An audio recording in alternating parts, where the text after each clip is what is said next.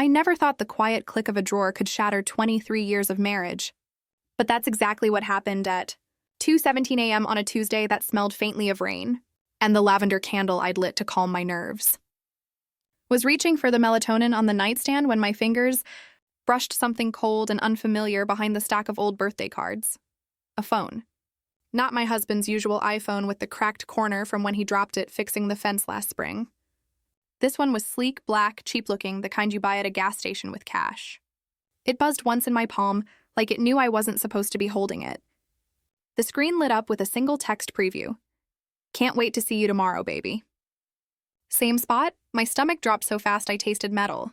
I stood there in the dark, barefoot on the hardwood we'd refinished together the summer our daughter left for college, staring at those glowing words like they were written in blood. The house was silent except for the low hum of the refrigerator downstairs and the soft whistle of David's breathing from his side of the bed. 23 years of that whistle. 23 years of thinking I knew every rhythm of his sleep. I should have put it back. I should have pretended I never saw it. But my thumb, God help me, swiped up. The lock screen was a photo of a sunset I didn't recognize. No passcode. The messages opened like a wound. There were dozens. Hundreds, maybe. Names saved as initials, hearts, kisses, a string of texts from someone named L that went back 8 months. 8 months of miss you and wish you were here and tell her you're working late again. There was a photo attached to one, David's hand, the one with the faint scar from when he cut it on a rusted nail in '09, resting on a woman's bare knee. The nail polish was red. I don't wear red. I don't know how long I stood there. Long enough for the screen to go dark. Long enough for the candle to burn low and start smoking. When I finally looked over at him, he was still asleep, mouth slightly open, one arm flung above his head like a boy. The same way he slept the night we brought our son home from the hospital. The same way he slept after his mother's funeral. I wanted to shake him awake and scream. I wanted to crawl back into bed and pretend this was a nightmare. Instead, I slipped the phone into the pocket of my robe and walked downstairs on legs that didn't feel like mine. The kitchen was cold. I made tea I didn't drink. Sat at the table where we'd carved our initials the day we moved in, D+J 2001, now faded under layers of spilled coffee and crayon marks from grandkids who visit on Sundays. I kept replaying the text in my head. Baby.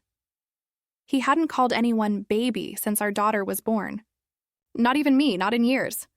We'd settled into something comfortable, predictable. Tuesday meatloaf. Friday movie nights with popcorn that always burned because he forgot to shake the pan. Sunday church, where he'd hold my hand during the hymn and squeeze twice. Our secret code for I love you.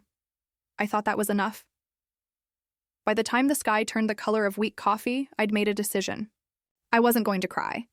I wasn't going to scream. I was going to watch. Because if David thought he could live 2 lives under my roof, then I'd learn the rules of the game before I decided whether to burn the board or rewrite them. I put the phone back exactly where I found it, angled the same way, screen down. Then I went upstairs, brushed my teeth, and crawled into bed like nothing had happened. He stirred when the mattress dipped. You okay, Joe? He mumbled, voice thick with sleep. Couldn't sleep, I whispered. Bad dream.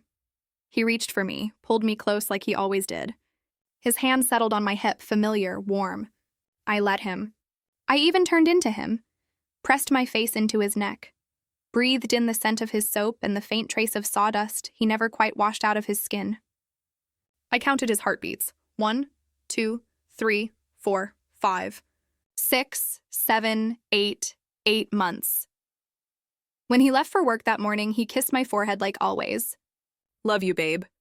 See you tonight. Love you too, I said. And I meant it. That was the worst part. The second he pulled out of the driveway in his silver pickup, the one with the dent in the bumper from when he backed into the mailbox during our first Christmas here, I was already moving. I waited 10 minutes, then went straight to the spare room we used as an office. His laptop was there, password still our wedding date like a joke. I wasn't proud of what I did next, but I wasn't sorry either. I cloned the second phone using an app I found on a forum called Wives Who Know. The instructions were written by someone named Betrayed in Boston. I followed them like a recipe. By noon, I had a mirror of every text, every photo, every call log. The woman's name was Lila, 34, worked at the community college where David taught woodworking twice a week. Divorced. No kids. Her Facebook was public. Smiling selfies and hiking gear, quotes about living your truth, a cover photo of her dog wearing a birthday hat. She looked happy, younger than me, but not by much. The kind of woman who still believed in second chances. I printed everything. Not to show him, not yet. Just to hold it in my hands to make it real. The pages filled a manila folder I labeled Taxes 2025 and hid behind the canned goods in the pantry. Then I did something I hadn't done since our kids were little. I called in sick to work. Told my boss I had a migraine. She didn't question it. I'd never missed a day in 12 years. That afternoon, I followed him, not in some dramatic trench coat way. I borrowed my sister's minivan, the one with the tinted windows and the sticky juice stains on the seats from her grandbabies. I parked 2 blocks from the college, close enough to see the entrance, far enough not to be seen. At 4:12 p.m., he walked out with her. She was shorter than I expected. Curly hair pulled back in a ponytail. Laughing at something he said. He had his hand on the small of her back, guiding her toward the parking lot. The same way he used to guide me through crowds when we were dating. They didn't kiss. Not there. But when she got into a red Honda Civic, he leaned down to the window and said something that made her smile. Then he tapped the roof twice, his signal for drive safety. I knew it because he did it to me every morning. I followed her instead of him. All the way to a little apartment complex off Route 9, the one with the broken fountain out front. She parked in spot 2B, he didn't follow. Not today. But I saw the way she checked her phone as she walked inside, smiling at whatever he'd just texted. I sat in that minivan until the sun set. Engine off, windows cracked just enough to hear the crickets start up. My hands were shaking, but not from anger. From clarity. This wasn't a mistake. This wasn't a midlife crisis. This was a choice. Repeated. Planned. Savored. When I got home, David was already in the kitchen, sleeves rolled up, stirring spaghetti sauce. The smell of garlic and basil filled the house like nothing had changed. "Hey, hun," he called. "Rough day?" "You could say that," I said, hanging my keys on the hook by the door, the one shaped like a fish we bought on our honeymoon in Maine. He turned, wooden spoon in hand, and smiled. The same smile that won me over at 22 when he fixed my flat tire outside the diner where I waitressed. "Dinner's almost ready. Kids coming Sunday?" "Wouldn't miss it," I said. We ate at the table. He talked about a student who'd finally mastered dovetail joints. I nodded in all the right places. Asked about his day. Laughed when he told a joke about a hammer and a stubborn nail. Afterward, we watched a rerun of NCIS, his favorite. I let him hold my hand. Let him fall asleep on the couch with his head in my lap while I stroked his hair, graying at the temples now, still thick. I waited until he was snoring. Then I took out the second phone again. This time, I replied to Lila. "Can't tomorrow." "Family thing?" "Friday, 3 dots." "Then of course, baby. Whatever you need." I stared at those words until they blurred. Then I deleted the thread, put the phone back, and went to bed. The real marriage, the one I thought we had, was over. But something new was beginning. And this time, I was writing the rules. The next morning, David left for work humming. Actually humming. Some old Springsteen song he used to play on the jukebox when we were courting. He kissed my cheek, grabbed his thermos, and said, "Don't forget, I'm at the shop late tonight. Inventory." I smiled, buttered his toast, and said, "Take your time, hun. I'll leave a plate in the fridge." He never saw me watch him from the window as he backed out, waving like a man with nothing to hide. The second the taillights disappeared, I was on the cloned phone. Inventory night was code. He'd used it before, 3 times in the last 6 weeks. Always a Thursday. Always late. The texts confirmed it. L, inventory again? You work too hard. D, gotta keep the boss happy. See you at 7, bring wine. I felt the familiar twist in my gut, but I breathed through it. Slow. Like the yoga instructor on YouTube taught me when my blood pressure spiked last year. In through the nose, out through the mouth. I had a plan now. No screaming. No tears in front of him. Just information. I spent the day like a ghost in my own house. I folded laundry that smelled like his cologne. Cedar and something sharp, the one I bought him for Christmas. I scrubbed the kitchen counter until my fingers pruned. I even baked banana bread because the bananas were turning and I needed my hands busy. Every time I thought I'd crack, I'd open the manila folder and read the printed texts again. Not to torture myself. To remind myself why I was doing this. At 6:03 p.m., I was in the minivan again. Same spot near the college. This time I brought a thermos of coffee and a scarf to hide my face if I had to. The air smelled like wet leaves and chimney smoke. Fall was deepening. I used to love this time of year. Pumpkin spice candles, flannel sheets, the way David would build a fire and we'd sit with our feet tangled under a quilt. At 6:47, he pulled into the back lot in his truck. No lights on in the shop? Of course not. He got out, looked around once, habit from years of locking up, and walked toward the side entrance. Lila was already there, leaning against the brick wall in a leather jacket, holding a bottle of red wine like a prize. They didn't kiss right away. She said something, too far to hear, and he laughed, took the bottle, and opened the door for her. Gentleman, always the gentleman. The door closed behind them. The light in the workshop flicked on. I waited. 43 minutes. I counted everyone. At 7:26, the light went off. They came out together. This time she kissed him. Not a peck. A real kiss. Her hands on his face, his arms around her waist. I took a photo with my phone. Blurry, but clear enough. Then another. And another. I drove home with the windows down, letting the cold air slap me awake. When I walked in, the house was dark, except for the porch light I'd left on. I reheated the lasagna I'd made earlier, ate 2 bites, and dumped the rest. Couldn't taste it anyway. David came home at 10:12. I was on the couch with a book I wasn't reading. Hey, babe, he said, dropping his keys in the bowl. Inventory ran long. You eat? Keep the plate warm, I said. How'd it go? Same old. Paperwork's a nightmare. He yawned, stretched. I'm beat. Shower in bed? Go ahead. I'll lock up. He kissed the top of my head and trudged upstairs. I heard the water start. I waited until it stopped, until I heard the creak of the mattress as he climbed in. Then I went to the office, I printed the photos. Added them to the folder. Then I did something I'd been turning over in my mind for days. I made a list. My rulesy will stay until I decide. Not him. I learn everything. Finances, passwords, schedules, I protect the kids. They don't get dragged in. I decide what forgiveness means. Not him. Not her. If I leave strong. Not broken. I taped it inside the pantry door, behind the cereal boxes. A reminder Friday came. He told me he had a consultation at the shop. I nodded, kissed him goodbye, and waited until his truck turned the corner. Then I called my sister Ruth. I need a favor, I said. Anything, she answered. She didn't even ask why. That's Ruth, watch the house tonight. If David comes home early, text me. She paused. Joe, what's going on? I'll tell you when I know, I said. Just trust me, she did. I drove to Lila's apartment. Parked across the street. Waited. At 6:58, David's truck pulled in. He had flowers, daisies, my favorite. The ones he used to pick from the neighbor's yard when we were broke and newlywed. I watched him knock. She opened the door in a robe. Silk, black. He stepped inside. The door closed. I got out of the van. My heart was pounding so hard I thought I'd pass out. But my feet moved anyway. Up the stairs. Past the broken fountain. To apartment 2B, I didn't knock. I stood there listening. Music, laughter, the clink of glasses. I took a deep breath. Then I knocked. 3 sharp raps. The music stopped. Footsteps. The door opened a crack. Lila's face, confused, then pale. Can I help you? I smiled, calm, like I was delivering a casserole. Hi, I'm Joanna. David's wife, her eyes widened. She tried to close the door. I stuck my foot in. We need to talk, I said. Behind her, David's voice. Lila? Who is it?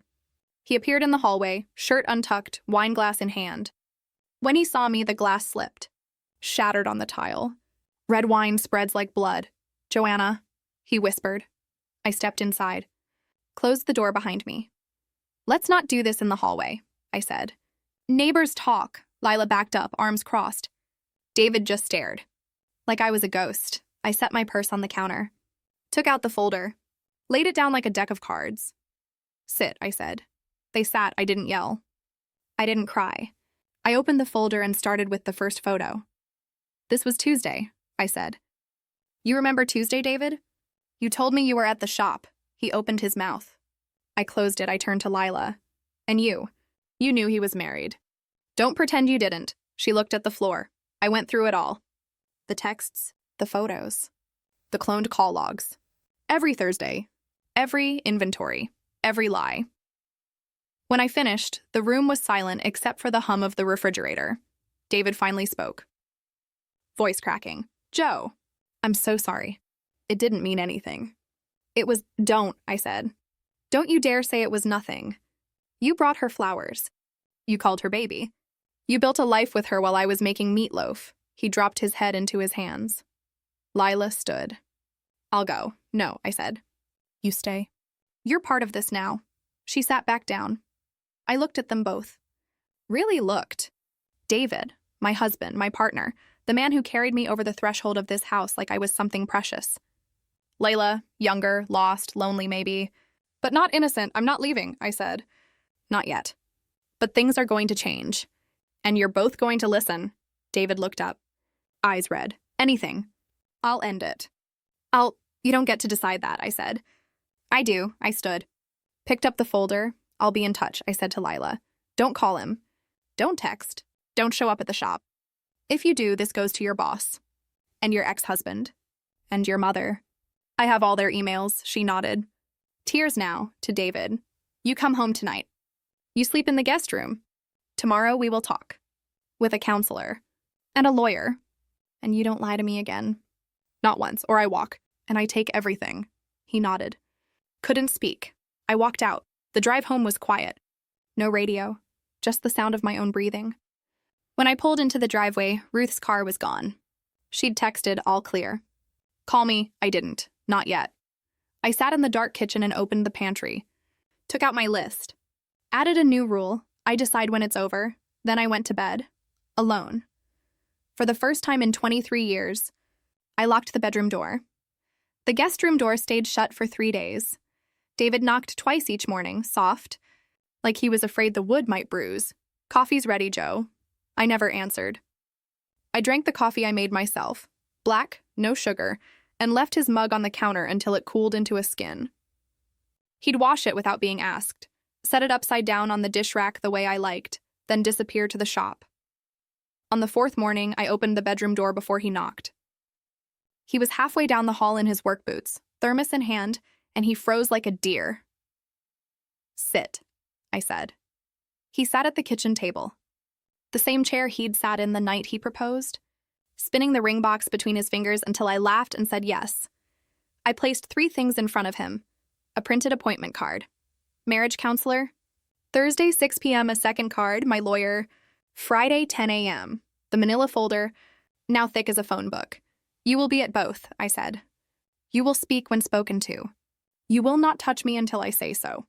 Clear? He nodded. Say it. Clear. His voice cracked on the second syllable. I left for work. 12 years at the library reference desk had taught me how to look calm while my insides rioted. I smiled at Mrs. Henderson when she asked for the new Danielle Steele. I helped Timmy Nguyen find books on the solar system. I ate a salad I didn't taste. At 3:07 p.m., my phone buzzed. Lila, I'm sorry. I deleted his number. Please don't ruin my life. I stared at the message until the screen dimmed. Then I typed back, your life isn't mine to ruin. It's yours. Act like it. I blocked her. Thursday, 5:52 p.m. We sat in Dr. Patel's office like 2 strangers waiting for a bus. Beige walls, tissue box centered on the coffee table, a clock that ticked too loud. David's knee bounced. Mine didn't. Dr. Patel was small, dark-haired, kind-eyed. She didn't waste time. Joanna, why are you here? Because I want to know if the man I married still exists, or if I've been living with a stranger for 8 months. David flinched. David, why are you here? He opened his mouth. I closed it. I looked at his hands. Because I love her, and I broke us, Dr. Patel nodded once. Good, we start there. We talked for 50 minutes. I did most of it. He cried twice. I didn't. When she asked him why he started the affair, he said, I felt old. She made me feel new, I laughed, sharp, short. You think I don't feel old? I found my first gray pubic hair last year, David. I still made you meatloaf. He had no answer. Friday, 9:57 a.m. My lawyer, Marisol Vega, wore red lipstick and smelled like vanilla and steel. She spread documents across her desk like a poker hand. Post nup, she said. You stay married, he signs. Separate finances, the house stays yours, retirement split 60-40 in your favor. Infidelity clause. If he cheats again, he walks with the clothes on his back. David read every page. His hand shook. Marisol slid me the pen. Your turn, I signed. The ink looked blacker than usual. That night he slept in the guest room again. I heard him through the wall, quiet sobbing, the kind men do when they think no one's listening. I stared at the ceiling and counted the cracks I'd memorized over 23 years. Saturday, our daughter Emily called. Mom, Dad says you're working through some things. What does that mean? I pressed the phone to my ear and watched the maple tree outside lose its last red leaf. It means your father and I are learning a new dance, sweetheart. We'll tell you when the music stops. She was quite a beat. I love you both. I know, baby. Drive safe Sunday, 11:43 a.m. The kids arrived with grandbabies and casserole dishes. Emily, her husband Mark, our son Nathan with his girlfriend Priya. The house filled with noise, boots by the door, high chairs dragged from the attic, the smell of roast chicken. David tried. He carved the bird with the same steady hands that once built Emily's dollhouse. He lifted little Sophie onto his shoulders so she could help Grandma set the table. But I saw Emily watch him. She'd always been able to smell lies on people. After pie, the kids went to the backyard to toss a football. David started clearing plates. I followed him to the kitchen. We tell them tonight, I said. He set a plate down too hard. It chipped. Joe, together. The truth. No sugar. At 7:12 p.m., we gathered in the living room. Sophie asleep on the couch, thumb in mouth. Nathan's girlfriend excused herself to check email. The football sat forgotten by the door. David spoke first. Voice shaking. Kids, I've hurt your mom. I had an affair. For 8 months. She found out. We're trying to fix what I broke. Emily's face went white. Nathan stood, fists clenched. You what? I raised my hand. Sit. He sat. I told them the rest. Calm. No tears. I told them about the phone, the photos, the rules. I told them I wasn't leaving, yet. That their father was in the guest room, in counseling, in a post-nup. That love wasn't a light switch. Emily started crying. Nathan looked like he wanted to punch something. David stared at the carpet. When the silence got too heavy, I said, This family doesn't end because one person was weak. It changes. That's all. Nathan spoke first. Dad, you don't come to my house until Mom says it's okay. David nodded. Emily hugged me so hard my ribs creaked. I'm proud of you, Mom. They left at dusk. Taillights down the driveway, then gone. David and I stood in the doorway. The porch light flickered. Bulb needed changing. He whispered, I don't deserve you. No, I said. You don't, but you're going to earn your way back. Starting tomorrow. Monday, 6:03 a.m. I woke to the smell of coffee and something burning. David stood at the stove in pajama pants, flipping pancakes that looked like charcoal. I was trying to make breakfast in bed, he said. I took the spatula. Sit, he sat. I scraped the burnt ones into the trash, started fresh. He watched every flip. When I slid a perfect stack in front of him, he didn't touch it. Joe, I canceled the shop lease. I paused, fork halfway to my mouth. The community college gig. I quit, effective immediately. I set the fork down. Why? Because every time I walk in there, I see her. And I never want to see her again. I studied his face. The lines around his eyes were deeper. He hadn't shaved in days. Good, I said. That's a start. We ate in silence. Real silence, not the kind that hides things. The kind that listens. Afterward, he did the dishes without being asked. I dried, our hands brushed, reaching for the same plate. Neither of us pulled away. That night, I unlocked the bedroom door. He stood in the hallway, pillow under his arm. The guest room's cold, I said. He stepped inside. We lay on our own sides, a canyon of sheets between us. At 2:07 a.m., I felt his pinky finger find mine under the covers. I didn't move away progress, I thought. Not forgiveness. Not yet, but a step. The first month after the post-nup felt like walking on a frozen lake. Every step is deliberate. Every creak a warning. David kept his promises. He came home straight from the hardware store where he'd taken a part-time job. Real inventory, real hours, real paychecks I could see. He handed me the stubs every Friday like a schoolboy turning in homework. I filed them in a new folder labeled Accountability, We went to Dr. Patel every Thursday. She made us do exercises that sounded silly until they weren't. Tell each other one thing you noticed today that you're grateful for, Ivid. You wore the blue sweater I bought you in 2015. Still fits me. You filled the bird feeder without being asked. Small. True. Enough to keep the ice from cracking.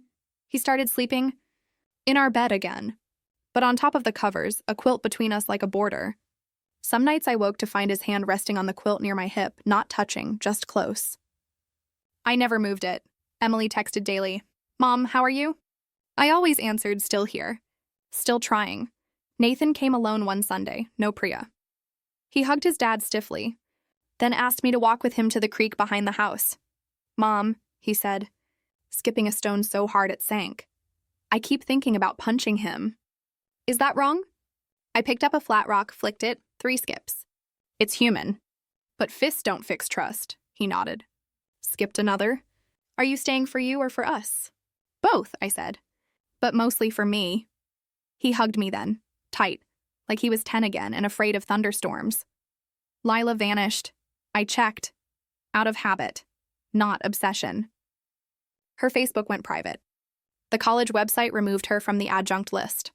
A mutual friend, Mrs. Henderson from the library, mentioned she'd moved to her sister's in Portland. I didn't ask for details. I didn't need them. October turned into November. The maple lost its last leaf. David raked the yard without being asked, piled the leaves for the grandkids to jump in when they visited. He built a small bench from the scraps of the old fence, the one he'd been fixing when he cracked his phone screen all those months ago. He sanded it smooth, stained it walnut, carved our initials on the underside where no one would see unless they looked. One night after counseling, Dr. Patel asked, "What do you need to feel safe, Joanna?" I didn't hesitate. Transparency and time, David spoke without prompting. I installed an app. Track my location. You have the login. Anytime, I hadn't asked for it. He'd done it anyway. Thanksgiving loomed. Emily wanted to host. Neutral ground, she said. I agreed. David asked if he should stay home. No, I said. You come, you sit. You pass the gravy when asked. The day arrived crisp and golden. Emily's house smelled of sage and brown butter. Sophie ran to David with a crayon drawing. Grandpa fixing heart. A red construction paper heart with a Band-Aid. He teared up. I pretended not to notice. Dinner was quiet at first. Then Mark, Emily's husband, raised his glass. To my family. The kind that bends but doesn't break. We drank, even Nathan. After pie, David helped with dishes. I dried, our elbows bumped. He said, I booked us a weekend in Maine. The inn where we honeymooned. February, if you want. I paused, tea towel in hand. We'll see, he nodded.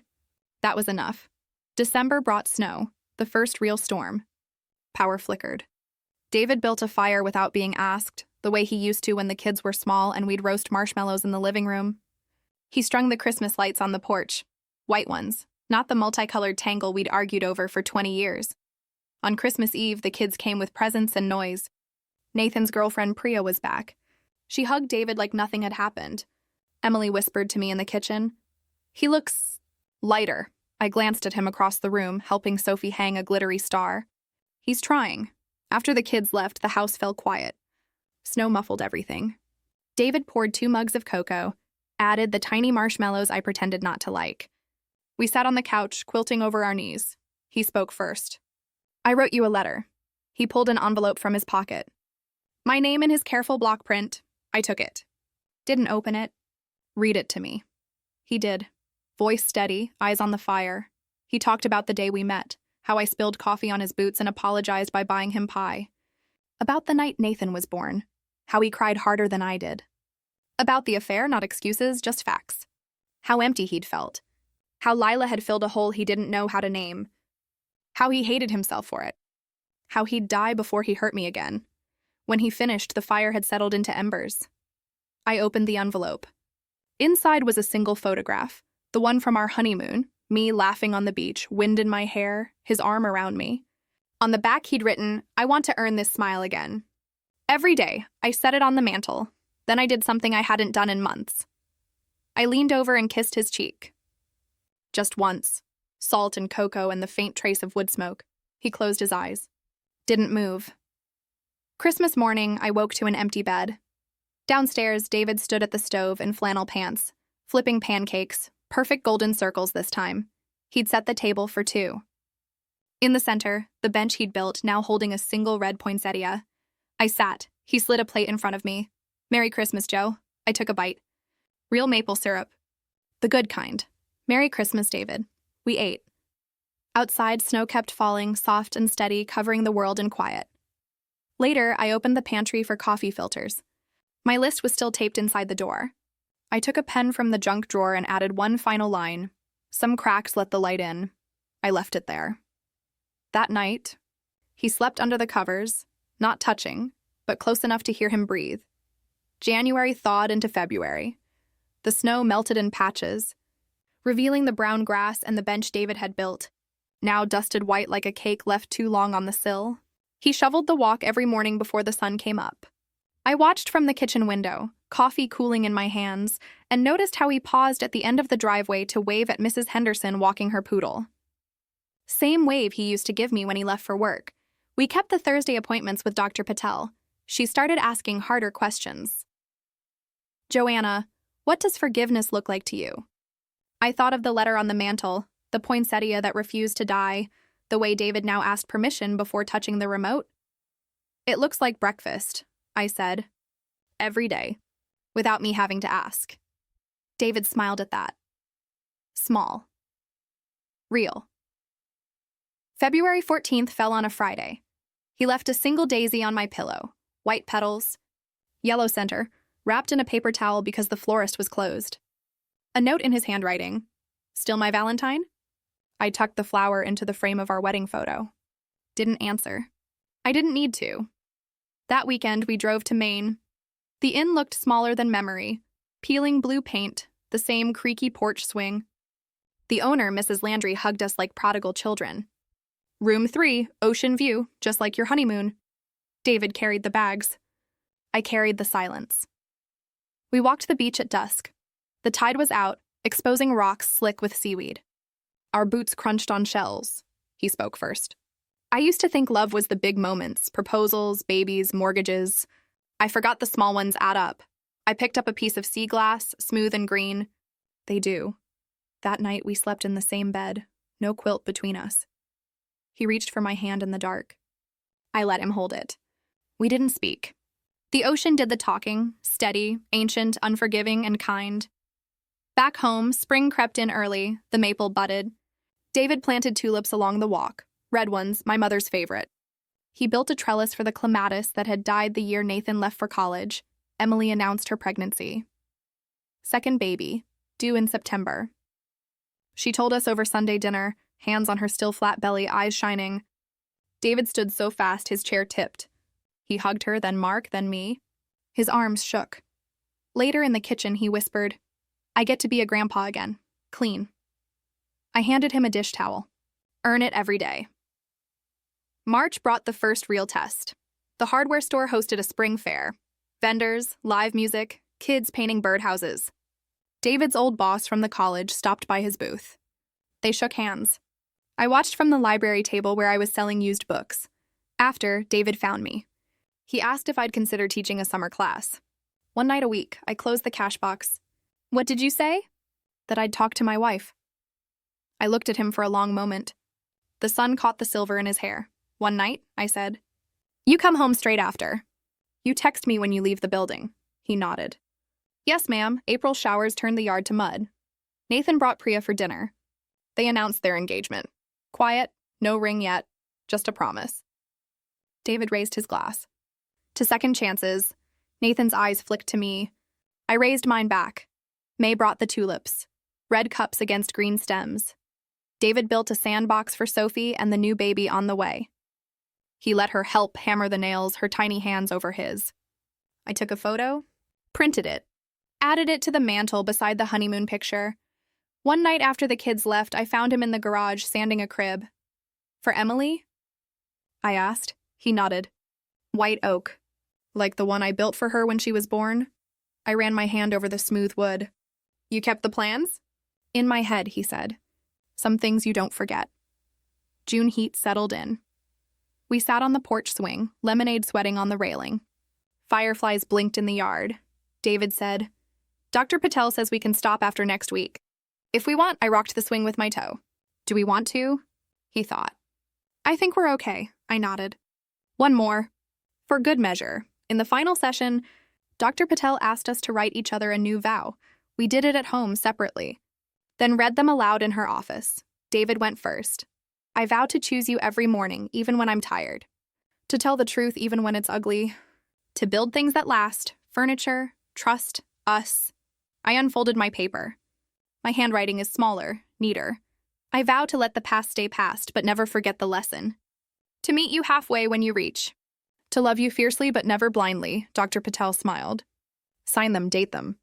Keep them somewhere safe." We did. That night, I moved the manila folder from the pantry to the attic. Not gone. Just archived.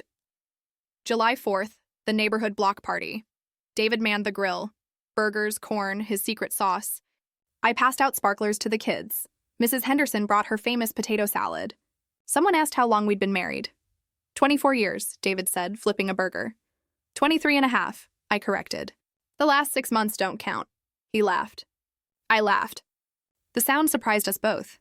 August, Emily's baby shower. I wore a blue sweater. David wore the tie Nathan gave him for Father's Day. We opened gifts together. Tiny socks, a mobile with wooden stars he'd carved. Emily hugged us both. "You guys are glowing," David looked at me. I looked at him. Maybe we were. September arrived with a new grandbaby. Isla Grace, 7 pounds, 2 ounces, a tuft of red hair like her mother. David held her first, after me. His hands, scarred, steady, cradled her like something holy. Emily whispered, "Dad, you're crying." He didn't wipe the tears. "Good tears," he said. That night, we drove home in silence. The moon followed us, full and low. At the stoplight on Maple Street, David reached for my hand. I let him take it. The light turned green. We drove on. October. The maple turned red again. David hung the porch swing higher so the grandkids could reach. He carved pumpkins with Sophie, hers lopsided, his perfect. I took another photo. One evening, I found him in the office staring at the computer. "What is it?" He turned the screen. An email from the college summer class filled. "Students asking for you again next year." I read it twice. He waited. I closed the laptop. "One night a week?" "You text me." "You come home," he nodded. "Yes, ma'am. November, the first frost." We raked leaves into a pile. Sophie jumped in. David jumped after her. I watched from the porch, coffee in hand, and felt something settle in my chest. Not peace, peace is too tidy, but solidity. Like the house had shifted on its foundation and finally found level ground. Thanksgiving we hosted. 23 people crammed around folding tables. David carved the turkey. I passed the gravy. Nathan proposed a toast. To Mom and Dad. Showing us love isn't perfect. It's persistent. We drank. After pie, David and I stood at the sink. He washed. I dried. Our elbows bumped. He said, "I found this in the attic." He held up the manila folder, edges worn. I took it. I opened it. The photos, the texts, the post-nup.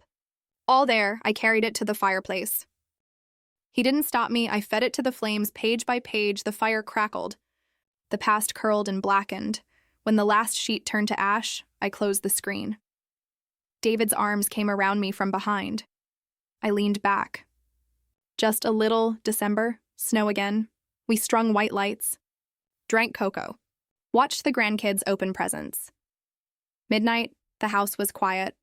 David pulled me to the porch. Snow fell soft and steady. He took a small box from his pocket. Inside, a new wedding band. Thinner, etched with tiny stars. I had it made, he said. From the oak of the old fence. The one I fixed the year everything broke. I slipped off my old ring. Slipped on the new, it fit. He knelt, knees cracking, in the snow. "Joanna Marie, will you marry me again?" Same man, better promises. I looked at him. Really looked, the lines around his eyes. The gray in his beard. The steadiness in his gaze. "Yes," I said. We renewed our vows in the living room, January 2nd. Just us, the kids, Dr. Patel as witness. I wore a blue sweater. He wore the tie. We exchanged the oak rings, Emily cried. Nathan smiled. Sophie threw confetti made from hole-punched printer paper. After, we danced to Springsteen.